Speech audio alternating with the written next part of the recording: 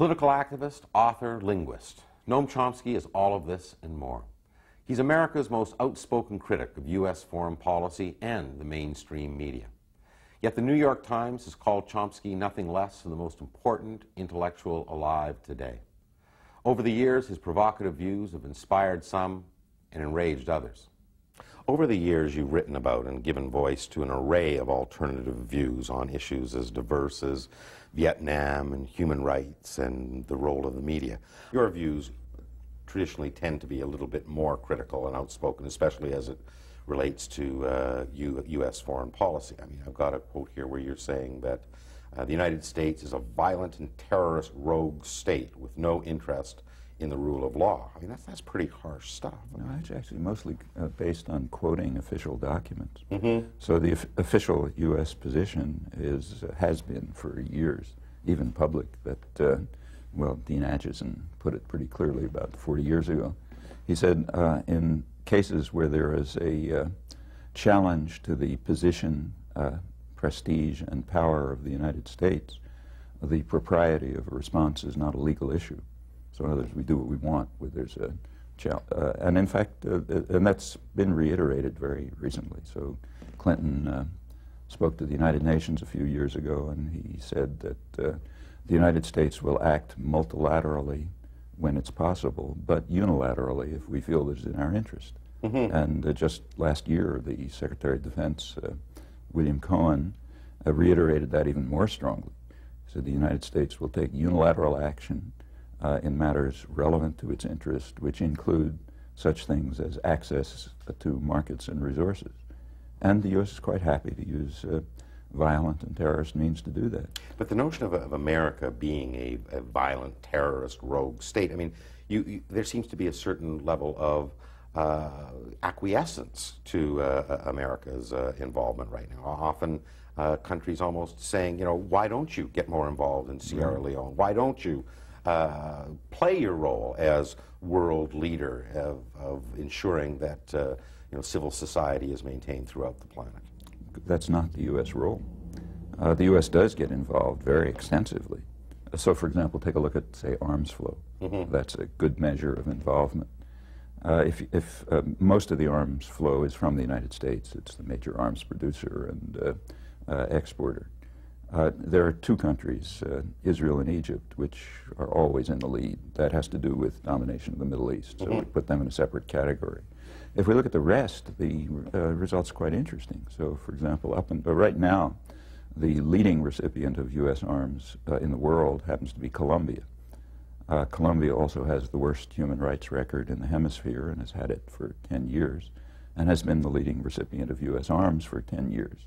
That's incidentally a correlation which is pretty well established over the years. Colombia moved in first place in 1999, replacing Turkey. What about Turkey? Well, Turkey's a military ally and strategic outpost, so it always gets a fairly high level of arms. It shot up in 1984, and it stayed very high right through 1998. In 1997, the flow of arms to Turkey was higher than the entire period pre-1984. Now, this had nothing to do with the Russians, nothing to do with the Cold War. What it had to do with is the fact that Turkey was carrying out a violent, murderous repression of its Kurdish minority, killing tens of thousands of people, creating 2 to 3 million refugees, destroying 3,500 villages, which is 7 times Kosovo under NATO bombing. And 80% of the arms were coming from the United States. Now, well, that's not creating... Now, well, why did it shift to Colombia? Well, the reason is because Turkey finally succeeded in repressing the internal insurgency. Colombia hasn't yet succeeded, so the arms flow is switching to Colombia. Well, now, that's not preserving civil society. That's maintaining state terror. Well, and you've been very, very, you know, vociferous in pointing out the inconsistencies of U.S. initiatives based on human rights rationale, and that you believe that, for you take an example like Cuba, for instance, where the United States, well, we cannot support this regime because of the way they treat its citizens, yet in others it ignores. What's behind that? What motivates America, in your view, and it causes that inconsistency? Well, first of all, I don't see it as an inconsistency. It seems to me very consistent. So it's consistently in support of what are called U.S. interests, which happen to be the interests of dominant sectors within U.S. society, which are primarily corporate interests. It's not a big secret. And it's not at all surprising. In fact, every state behaves like this. States are not moral agents. They may pretend to be, and intellectuals may produce flowery phrases, but the fact is states are institutions of power. Power often means violence. And they act in the interests of dominant social groups internally. Now, in one of your recent books, The New Military Humanism, I mean, you focus on Kosovo, and again, you're very critical of the NATO and U.S.-led interventions into that country. At the time, that view, outraged many of what you might see as your natural liberal allies, who saw Kosovo as a moral war. I mean, here was an attempt to stop, ethnic cleansing, mass genocide. What was your response to those people? There are two problems with that. For one thing, it did not stop it, it initiated it. It contributed to initiating it. As anticipated, notice, the bombing led to a very sharp escalation of atrocities. That was anticipated. As the bombing began, the NATO commander, Wesley Clark, informed the press that it is, in his words, entirely predictable that it will lead to a very rapid escalation of atrocities. Shortly after, he informed the press that it was never the intent of the NATO command to put an end to ethnic cleansing or to stop atrocities, which of course is true because it led to an increase in them. So in the first place, in the narrow case of Kosovo, that was not it was not intended to stop atrocities. In fact, it led to an escalation of them. But there's a much more significant issue. If someone believed that this is a war fought for principles and values and humanitarian purposes and so on, there is a simple test, namely, what are you doing in other cases where you can very easily stop atrocities? So take, say, East Timor, the other big issue of 1999. In the early months of 1999, same time that concerns were being expressed about Kosovo and preparation for the bombing, right at that time, Indonesian commandos, trained and armed by the United States, were entering East Timor to carry out what they called Operation Clean Sweep, a mass intimidation and terror operation starting in February, which carried out extensive massacres, had killed maybe 5,000 people or so in the first half of the year, giving ample warning. This was an attempt to intimidate the population so that they would not vote for independence in a referendum that was being planned. They gave ample warning, open public warning, and much more has now come out through leaked Australian intelligence sources, that they were going to, that if the population voted the wrong way, they were going to carry out a mass destruction. Okay, the population voted the wrong way. They then did exactly what they said they were going to do. This is the Indonesian army and its paramilitaries, armed and trained by the United States and Britain primarily. And they then expelled about 85% of the population from their homes very violently and destroyed about 70% of the country. Well, what was the position of the United States and Britain during this entire period? They had an official position right to the end. The official position is it's their responsibility and we're not going to take it away from them. Okay, notice there's no sovereignty here, no issue of sovereignty, straight invasion. With U.S.-British backing, the Indonesian army had already killed about a third of the population, hundreds of thousands of people. Now here's a very easy way to stop atrocities. Tell them to call it off. You don't have to bomb Jakarta. You don't have to impose sanctions. You just have to stop participating in the atrocities. Stop providing the arms and the diplomatic support. Right in the middle, and I can go on case after case, in the middle of this performance, we have the people you're talking about complaining that I'm objecting to their pretense, and it certainly is a pretense. Of a moral war. Of a moral war. Now, right. How can you be carrying out a moral, maybe the bombing was right or maybe it was wrong. That's a separate question. But how can you be pretending that this is a moral endeavor while at the very same time you're participating in massive atrocities which are worse than those you claim you want to stop. Well, I want to talk about even another case, because you've probably been most vocal in criticism of the bombing of northern Iraq and the ongoing sanctions in that country. What's happening in Iraq is, well, first of all, what's happening in Iraq is that sanctions are being imposed, which are destroying the country, devastating the population, and strengthening Saddam Hussein. He's not suffering. In fact, his power is greater than before. And there's not going to be an internal rebellion when people are so demoralized and devastated that they can barely survive. That's the effect of it's exactly how many people have been killed, we're not certain, but it's probably on the order of 1 million, maybe. And the country has certainly been devastated. This was a relatively developed country, and it's been reduced to one of the poorest in the world. Now, this is the effect of the sanctions. Now, why is it being done? Well, there's an official reason. It's repeated over and over again. Every UN session, every public pronouncement, what is said is the following. It said, this man, Saddam Hussein, is such a monster that we can't let him survive. Why is he a monster? Not only did he develop weapons of mass destruction, but he even used them against his own population, the ultimate atrocity. All of that is absolutely true, but it's missing a few words. It is true that he developed weapons of mass destruction and used them against his own population with our support. Those are the words that are missing. With our support. The development of weapons of mass destruction was in the 1980s. The use of the gassing of the Kurds, which is what they're referring to, was in 1988. The U.S. and Britain responded to that by increasing their support for their friend Saddam Hussein, increasing his ability to develop weapons of mass destruction, and by putting to the side, suppressing the mass murder of the Kurds. Now, that tells you something.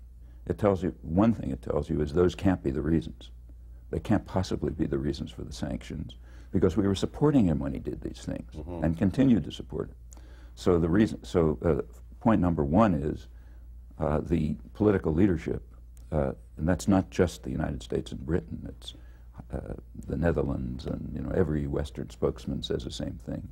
They're all lying transparently. The media and other commentators who are repeating this are not telling the truth.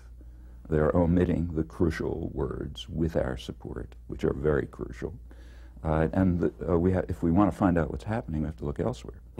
You've also been very critical about the media, and you've written extensively and given talks about how the media colludes with political leaders to both set the agenda and to maintain the status quo. Give our viewers some insight into how you believe that works. Well, first question is, does it work? And I think the answer is yes. I can't give the evidence here, but just take the cases we've been discussing and ask how much has been presented about that, and the answer is virtually nothing. How does it work? It seems to me fairly straightforward. The media are part of the system of power. In the United States, for example, let me talk about that. What are the media? They're major corporations, parts of even bigger mega corporations like General Electric and Westinghouse and so on. They, like other corporations, they produce a product and they sell it to a market. The market is advertisers, so other businesses, that's where the money comes from. The product is audiences. They sell audiences to advertisers. And for the major media, the ones that kind of set the agenda, like New York Times, Washington Post, and so on, they're selling privileged audiences. So you have major corporations selling privileged audiences to other businesses. What picture of the world do you expect to emerge from this system? Well, it's one that will reflect the interests of the sellers, the buyers, and the product. Right. You've described this process in your landmark book as manufacturing consent. Give us a current example of where you might see that happen. Well, take Turkey and Colombia. The transition from leading recipient of U.S. arms just last year was from Turkey to Colombia.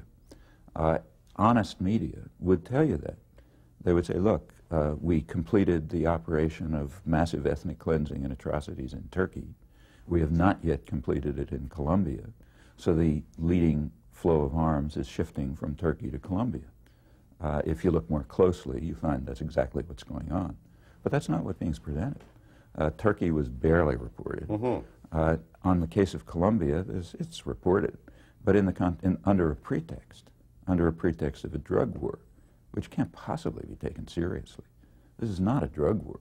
I mean, this is a counterinsurgency operation attempting to destroy a peasant-based insurgency which the government hasn't been able to control.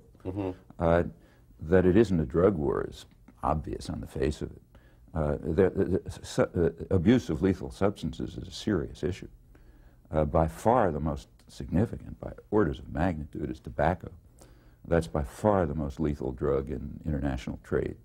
In the United States alone, there were about 400,000 deaths, tobacco-related deaths last year, and 16,000 from all hard drugs combined. The Supreme Court recently just identified tobacco use as the leading public health hazard. Also, it's a huge international trade matter. Export of tobacco from the United States has increased about fivefold under the free trade regime. Other countries are compelled to accept U.S. lethal substances under pain of severe trade sanctions. Furthermore, they must accept advertising for them aimed at vulnerable populations, or else there are trade sanctions.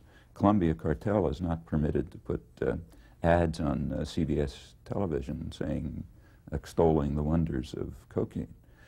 Here is a major lethal substance, by far the worst, which is forced on other countries.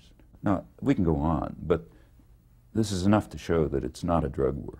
It's a counterinsurgency war. Now, going back to the media, why is this presented under the pretext of a drug war? Like what I've just said is not secret information. It's quite public. Yeah, I'm interested in how the media treats you, because the same media that ignores these issues, often, ignores or dismisses Noam Chomsky as, his views are so extreme. He's from Neptune. I mean, you've heard that before. I mean, what's your response to those? Well, is it from Neptune to report what the Supreme Court just decided on the greatest health hazard in the United States, or to point out that what's just a straight fact, that the U.S. is using its alleged free trade enthusiasm to force other countries to accept lethal substances and advertising for them? I don't think that's from Neptune. That ought to be headlines. If the media do not want these to be headlines, that's something that they have to answer for. And incidentally, it's not me, it's every critic. But you have been called the conscience of the American people. But I wonder in recent years, when what appears, at least on the surface, to be a growing consensus in favor of U.S. dominance around the world, trade liberalization, globalization, whether you ever feel like a lone voice out there. Quite the contrary. I feel I'm right in the mainstream. So let's take, say, what's called trade liberalization, and that's not what's happening. What's called liberalization is, in fact, a complicated interaction of liberalization and protectionism in the interests of private power, but let's call it that. Who supports this? Certainly not the world, at least not if the people of the world count. So, for example, just last month, there were meetings of it's called G77. It's the non-aligned countries, basically. They account for 80% of the world's population. They had meetings right here in the hemisphere, in Colombia and Cuba, and produced a declaration of the South Summit, in which they bitterly condemned the process of globalization as it's being carried out, not because they're against globalization, but because it's being carried out in a way which is harmful to they see it as harmful to the population of the world. They called for a reorientation, which would aim at the right of independent national development, ending of poverty. The right of development, which they prioritize, is officially opposed by the United States. They condemned what they called the so-called right of humanitarian intervention, which they consider a guise for traditional imperialism under its familiar moralistic trappings. This is 80% of the world's population. Well, I did a database check in the United States. The declaration was not reported. That's 80% of the world's population. Well, let's take the United States and Canada. These are democracies, so we have polling and we know what people think. On the trade issues, the population is opposed. despite overwhelming propaganda. So the media are about 100% in favor of it, as is the entire corporate world, and there's very little criticism permitted. Nevertheless, on the issues, both the population of Canada and the United States have been consistently, pluralities have been consistently opposed, that is, of people who pay attention. You know, the majority is generally opposed. That's not a marginal position. That's a position right in the center of opinion. Well, we're starting to see, you know, growing protest against a lot We're of seeing these. visible protests. But if you looked at the poll, like at the time of NAFTA, sure, despite, in the United States, which I know better, despite, I'd say 100% enthusiastic media support, public opposition persisted and remained a plurality. Now, to take part in that opposition is not to be marginalized. In fact, it's the media who are marginalized. When you see this visible evidence of protest at the IMF, at the WTO, the OAS, do you see this as the worm kind of turning? Do you see the population starting to rise up against the status quo? I don't see the worm as turning. I see the general opposition taking a more visible form. And it's been doing that for a long time. I mean, let's take the multilateral agreement on investments, right? Where there weren't big public protests, but there was plenty of protest, actually initiated mostly in Canada. The effort was to ram this home in secret. It's a huge investor rights agreement, which they knew the public was going to be opposed to, so it was kept secret by the media, incidentally, for years. It broke through, largely because of Canadian activism, Maud Barlow and others. When it did break through, when it broke through the media self-censorship, instantly, very quickly, within a couple of months, there were protests all over the world. And the OECD, the Organization of the Rich Countries, had to back down. That's not, this is a matter of general public attitudes becoming harder to suppress. Do you see the internet as providing an alternative means to get public views and forums discussed outside of traditional media? Yeah, take, say, the multilateral agreement on investments again. I mean, the organizing for that was done mostly on the internet because it could not be done through the mainstream media. They wouldn't permit it. So it was done through the internet. A lot of the planning and organizing for the recent demonstrations has also been by getting around the mainstream information system or information control system by using this. The same's true in other countries, like take, say, Indonesia. The protests against the Suharto government, it could not be done in the Indonesian press. You know. They were done, a lot of it was done through the internet. It was an internet organizing system. And in fact, whether this will continue or not is a real matter for struggle. We know certainly what the corporations want. They don't want it to be used for information and activism. And if the public is willing to struggle to maintain control of what it created, and not to hand it over as another weapon of domination, well, then it'll remain that way. But it's not going to happen automatically. Now, over the years, you've been involved in a broad spectrum of issues. I'm interested, what's consuming you right now? What's really your passion these days? Basically the same issues. I mean, issues of human rights, democracy, freedom, justice. There's been a major attack on democracy in the last 20, 25 years. That's in fact a large part of what's called globalization.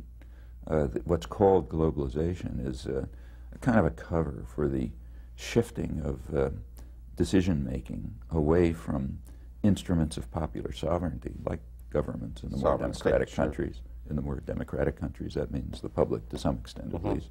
Shifting of decisions away from them into private tyrannies, which is what corporations are. You can call them something else if you like, but they're private tyrannies. So as decisions are shifted to investors, lenders, banks, manufacturing corporations, and so on, which is what globalization is, in fact, this form of it, that is an attack on popular sovereignty. And it's intended that way. So financial liberalization, which is a big piece of the current globalization system, that creates what's called sometimes a virtual parliament, which has veto power over national planning. It can exercise that power simply by attacking currencies and withdrawing capital. And that constrains what governments can do. And in more democratic states, that means it constrains what people can do. It means you can't carry out social and economic planning which will be aimed for the welfare of people rather than for profits. Because if you do that, there will be an attack by the virtual parliament.